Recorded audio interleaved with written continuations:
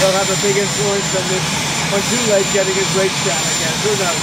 You never know with Too Late, but he's done a lousy job. The rate should be much lower, much lower. But I just signed his document and all of the papers, and Steve Byron is now on. This round of sanctions is now underway in Gaza City. Your reaction to it? Well, we're going to see what happens because I hear Hamas is trying to use the old human shield deal, and if they do that, they're going to be in big trouble. They're going to be in big trouble. They put it out 2 days ago that they're going to use the hostages as human shields. That's something that hasn't been done for a long time, you know? Let me tell you, if they do that, they're in big trouble. On the Federal Reserve, who do you believe the Federal Reserve is an independent body? What do you think about the independence? Oh, it should be, but I think they should listen to smart people like me. I think I have a better instinct than him. If you look, all the economists got it wrong. I got it right along with one other people out of 100. So they should listen to people that are smart. Nothing wrong with that. But they have to make their own choice. But they should listen. Did you speak to Prime Minister Netanyahu? No, I didn't. What about the idea of Israel beginning this ground offensive in Gaza City? Do you support that? Well, I have to see. I mean, I don't know too much about it. I can tell you that if they put the hostages in front of them, Hamas, as protection, as what they call them bodyguards, Hamas is going to have hell to pay.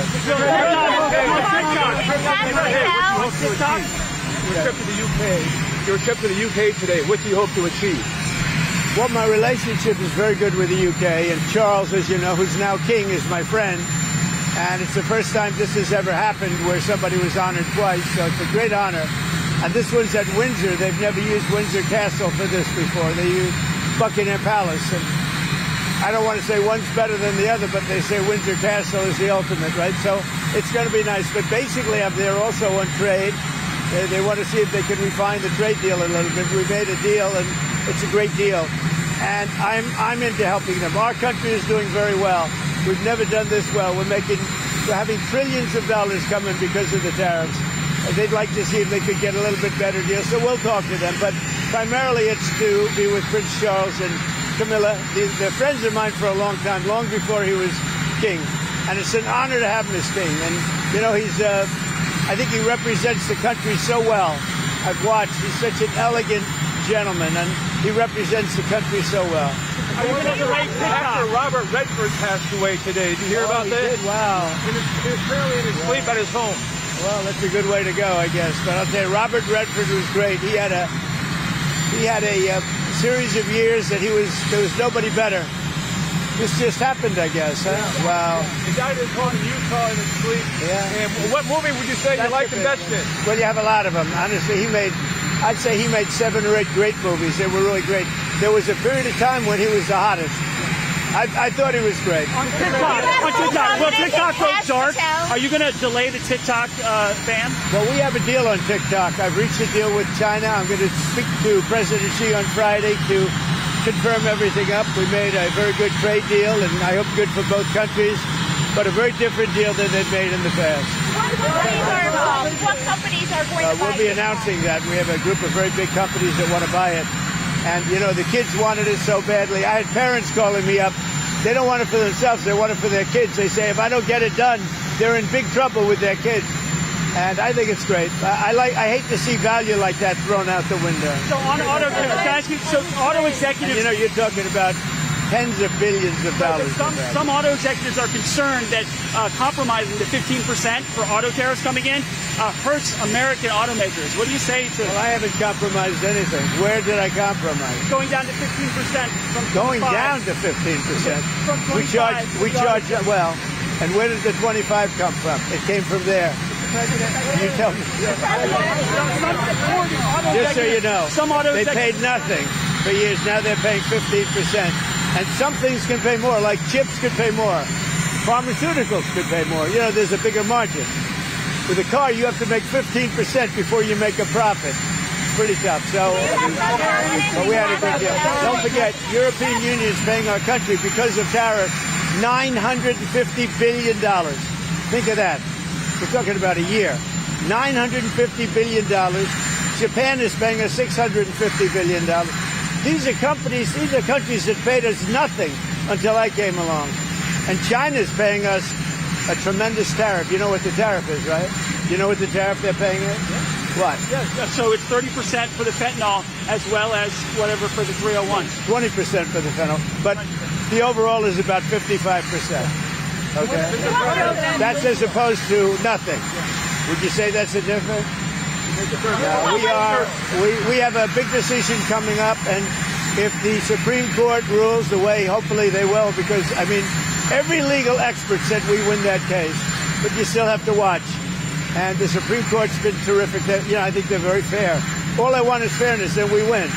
But if we win the Supreme Court case, which is the finalization of tariffs, we will be by far the richest country anywhere in the world, and we'll be able to help our people more, and we'll be able to help other countries when we want to. But I will say, if we win that case, our country, you see what we've taken in just on a temporary basis.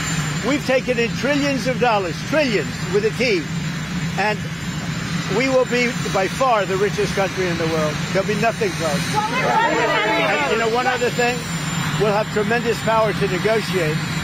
The use of tariffs, I settled 7 wars. 4 of them was because I was able to use tariffs. Hopefully you'll be able to in the interview criticize the fact that some CEOs make hundreds of times more in salary than average workers. He's worried about polarization. Yeah. Do you share that concern? Well, I do say there's a big gap. I do say that. Don't forget, I'm a popularist. There's a big gap. Mr. President, it's been a month since Vladimir Putin. A month on, you think that meeting accomplished what you hoped? Yeah, accomplished a lot, but it takes 2 to tango also. Those are 2 people, Zelensky and Putin, that hate each other. And it looks like I have to sit in the room with them because they can't sit in the room together. There's great hatred there. But no, that meeting accomplished a lot. Mr. President, you don't have complete confidence in Kash Patel. What are you hoping comes from his testimony on the Hill today? Well, first of all, I think that Pam Bondi has done an unbelievable job, and everybody agrees to that. And Kash, if you take a look at what he did with respect to this horrible person that he just captured. He did it in 2 days. It took other similar cases 4 days, 5 days, 4 years, if you look at certain shooters. Now, I have confidence in everybody in the administration. My administration, and a lot of people are saying it, not just me, it's so far the best administration ever formed. You look at our financial people. Our country is making a fortune. We have to keep tariffs because our country has become successful because of tariffs. We have the case in the Supreme Court. That's a very vital case for the success of our country. It's very vital to negotiate with other countries. And remember, other countries charge us tariffs. That's a very, very big case. And if we win that case, our country will be by far the richest country anywhere in the world. And then we can help our people. We'll get rid of debt. We'll get rid of everything. We can help our people, and we can even help other countries where they need it. Mr. President, narcotics in Venezuela. Narcotics in Venezuela. President Maduro in Venezuela says that you're getting ready to invade his country. What is his message to him? Well, I would say this right away. Stop sending Tren de Aragua into the United States. Stop sending drugs into the United States. We knocked off actually 3 boats, not 2, but you saw 2. And the problem is there are very few boats out in the water. There are not a lot of boats out in the water. I can't imagine why. Not even fishing boats. There's nobody. Nobody wants to go take a fish. So it's one of those things. But I would say to them very strongly, stop sending people from your prisons into our country. They're sending their prisoners. They've done that already. So the numbers just came out. Another month with 0 people getting into our country. And these are figures, John, with people like you that would like me to do badly. Nobody has ever done on the border like I've done. Mr. President, what will you tell President Zelensky if you meet with him in New York? Well, he's going to have to get going and make a deal. He's going to have to make a deal. Zelensky's going to have to make a deal. And Europe has to stop buying oil from Russia. Okay? They talk. But they have to stop buying oil from Russia. Mr. President, there are some traditionally regarded to be the wealthiest man who's ever occupied the White House. How much wealthier are you now than when you returned to the White House? Well, I don't know the deals I made for the most part, other than what my kids are doing. You know, they're running my business. But most of the deals that I've made were made before. And that's what I've done for a life. I built buildings like I'm building a building here. You know where I built? You know what? You see that area? Yeah. That is going to be the greatest ballroom anywhere in the world. And for 150, so it gives me pleasure to do it for the country. And I'm paying for it. I'm paying for it. The country's not, and that's an expensive ballroom. But is it appropriate? I think it'll cost $250 million, and it will be, I think, the finest ballroom. So for 150 years, John, you know this? They've wanted a ballroom, and now they're going to finally have it. And it's going to knock your socks off. But is it appropriate, President Trump, that a president in office should be engaged in so much business activity? Well, I'm really not. My kids are running the business. I'm here. You know what the activity, where are you from? I'm from the Australian Broadcasting Corporation, Paul Corner's program. The Australians, you're hurting Australia, right? In my opinion, you are hurting Australia very much right now. And they want to get along with me. You know, your leader is coming over to see me very soon. I'm going to tell him about you. You set a very bad tone. Well, go ahead, John. When the UAE does a deal like you can set a nicer tone. When the UAE does a deal, what does it want in return? Quiet. Mr. President, what are you hearing about the operation in Gaza, the Israeli operation? Are you concerned? Well, I'm hearing that they want to go in, and I'm also hearing that Hamas wants to take our 20 hostages plus dead bodies. You know, they have about 32 of them, and they want to put them in the way of any attack. And nobody's happy about that situation. It came out yesterday. I'm sure you saw that. They want to, supposedly they've taken the hostage out of deep caves and tunnels, and they're bringing them, putting them on the front line. Nobody's heard of that one for a few centuries. We saw that the UN said that Israel is guilty of genocide and have committed acts of genocide in Gaza. They voted on that? A new report out saying multiple acts of genocide. When it comes to a vote, we'll see what happens. That'll come to a vote, but we'll see what happens. And what do you make? Pam Bondi saying she's going to go after hate speech. Is that, I mean, a lot of your allies say hate speech is free speech. She'll probably go after people like you because you treat me so unfairly. It's hate. You have a lot of hate in your heart. Maybe they'll come after ABC. Well, ABC paid me $16 million recently for a form of hate speech, right? Your company paid me $16 million for a form of hate speech. So maybe they'll have to go after you. Look, we want everything to be fair. It hasn't been fair. And the radical left has done tremendous damage to the country. But we're fixing it. We have right now the hottest country anywhere in the world. And remember, 1 year ago, our country was dead. And now Washington, D.C. is fixed, and I fixed it. The mayor was fine. The mayor was just fine, okay? The mayor had the sick city for many years. He's been mayor for many years. The one that fixed it was me and my people, and it is so safe. You should take your beautiful wife tonight and have dinner down there. You won't be shot. You won't be accosted. You won't even be looked at incorrectly by anybody. Washington, D.C. is safe. Now we're going to Memphis, where it's pretty rough, to put it mildly. And then we're going to have to go. A friend of mine who is a big railroader, he stops at all the cities. He knows every city. He said, sir, you have to save Chicago. So I'm going to go to Chicago early against Pritzker. Pritzker's nothing. If Pritzker was smart, he'd say, please come in. So last week, over the last week and a half, 11 people in Chicago were killed, murdered, and 38 were shot. And then Pritzker, and by the way, this is going on constantly. If they lose less than 6 or 7 people a week with murder, they're doing a great job in their opinion. Chicago is a death trap, and I'm going to make it just like I did with D.C., just like I'll do with Memphis. Now, remember this. So a man comes into my office, one of the biggest businessmen. I'll tell you, he runs Union Pacific. Is that big? Biggest railroad in the world, I guess. And he started off as a railroader. He was running a railroad, a little caboose. He was in a caboose. Now he runs the whole damn thing. 45 years ago, he started off in a caboose. I don't know what that's all about. And he became the top, so that's a good place to start. But he came in. He knows the country intimately. He's looking to do a merger by another railroad, the one that we're at the little problem in East Palestine, right? And they want to buy that railroad, as you know. It's pretty public. But I sat with him and I talked. I said, so you know every city? Yes, sir. I go into every city, and I have for 45 years. I said, where would you go next? He said, St. Louis is in big trouble. He said, but Chicago is a great city You can save Chicago, sir. Don't let Chicago die.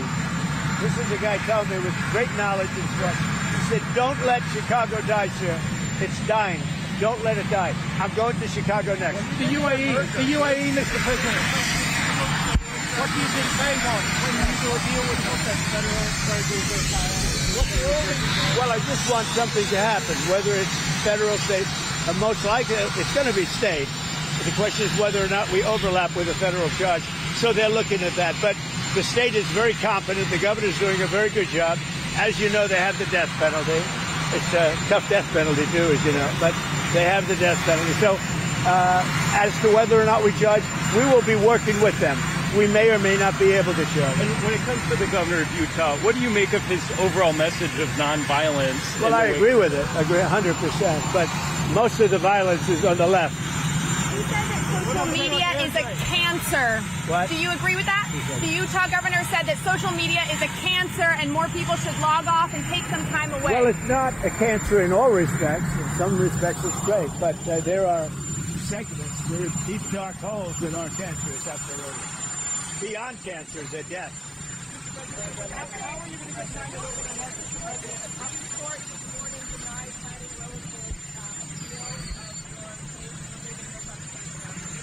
Well, that was a great decision. It was a rigged case to start off with. It's great. The court just ruled that she is a disaster. She's a disaster with a boyfriend. The boyfriend that she paid $1 million for his expertise, but he never did it before. Now, she should be prosecuted. What she did to people, forget about me, what Fannie Willis did to innocent people, patriots that love our country, what she did to them by indicting them and destroying them, she should be put in jail. She's a criminal. Fannie Willis is a criminal. Will you apply more pressure to EU and NATO countries not to purchase Russian oil? I do, but here's the problem. You know the problem. They're purchasing Russian oil. I don't want them purchasing Russian oil, and they've got to stop immediately. It's not fair to us. They're purchasing Russian oil, and we have to, do things. Now, the nice part, it doesn't cost us anything anymore. You know that. Yeah. They are buying everything from us, unlike Biden, who gave away $350 billion. We actually make money, but I don't want to make money. You know what I want? I want that war to stop, because last week 7,018 people got killed. Thank you. Talking with targeted today, just now. You announced 70 patriots in Ukraine 2 months ago. Where are you from? Ukraine. Good. Will they come, and do you know when there will come? The patriots. What will come? The patriots. You announced 70 patriots to Ukraine 2 months ago. Well, look, let me just tell you, I love Ukraine. I love the people of Ukraine. That's why I asked. I thought that was a little Ukrainian accent, but the country's in serious trouble. It should have never happened. It's a war that should have never happened. The country's in very serious trouble, but I'm going to get it stopped. I've done seven countries. I've stopped 7 wars in the last 8 months. I thought that would have been the easiest because I know Putin, but it's not, because there's tremendous hatred between Zelensky and Putin. But we're going to get it stopped. How soon will you go to the Supreme Court to stop Lisa Cook?